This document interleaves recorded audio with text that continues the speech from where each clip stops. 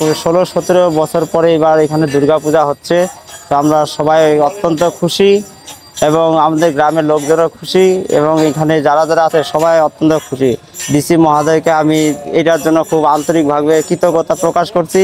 YONO মহোদয়কে তার কাছে আমি কৃতজ্ঞতা প্রকাশ করছি এবং যারা গ্রামের লোকজন আছে সবার কাছে আমি আন্তরিকভাবে কৃতজ্ঞতা প্রকাশ করছি।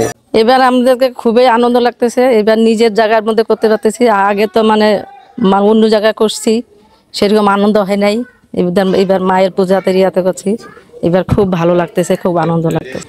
2009 সালে আমাদের এখানে একটা মার্ডার হয় দুর্গাপূজাকে কেন্দ্র করে। ওর পর থেকে আমাদের 13 সালে দুই পক্ষে একটা করে এখানে কমিটি গঠন করে একবার পূজা হয়েছিল। ওর পর থেকে যে 2024 সাল পর্যন্ত একটানা 144 ধারা জারি ছিল। এবার দীর্ঘদিন পর আমরা এখানে দুর্গাপূজা করতে পারতেছি। আমার নাম শ্রী ভবেশ চন্দ্র রায়, আমি এখানকার সভাপতি। এটা দেবোত্তর সম্পদ, এটা আমরা 94 সালে পূর্ণাঙ্গভাবে উদ্ধার করি। উদ্ধার করার পর থেকে ভালোভাবেই চলছিল। মাঝখানটা আমাদের মধ্যে একটা দ্বিধাদ্বন্দ্বের কারণে 2009 সাল থেকে একটু পূজায় বিঘ্ন ঘটায় আমরা একটু অস্বস্তিতে ছিলাম। এই কয়েক বছর আমরা মনে করেন যে 144-এর মধ্যে ছিলাম। বিভিন্ন জায়গায় পূজা করছি, কোথাও স্কুলের মাঠে, কোথাও খোলা মাঠে, এইভাবে পূজা করছিলাম। তো এটি একটি ঐতিহ্যবাহী একটি মন্দির, ঠাকুরগাঁয়ের প্রাচীন একটি মন্দির। এই মন্দিরে দীর্ঘদিন একটি খুনের ঘটনার পরে দীর্ঘদিন কেটে গেছে, অনেক দূরত্ব, অনেক ব্যবধান।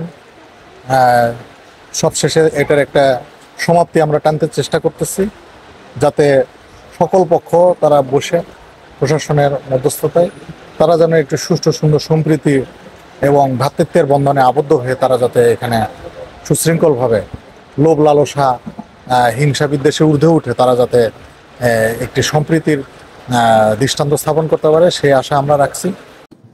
আমাদের হিন্দু ধর্মাবলম্বীর সবচেয়ে বড় উৎসব দুর্গাপূজা শুরু হয়েছে। আমাদের সমস্ত পূজা মণ্ডপে আনসার সদস্য ডিপ্লয়েড আছেন। আমরা কিছু গুরুত্বপূর্ণ মন্দিরে আমরা পুলিশ মোতায়েন করেছি। এছাড়া আমাদের পুলিশের টহল টিম, যাকে বলে আমরা মোবাইল টিম বলে, মোবাইল টিম কার্যকরভাবে তাদের মোবাইল কার্য পরিচালনা করে যাচ্ছেন।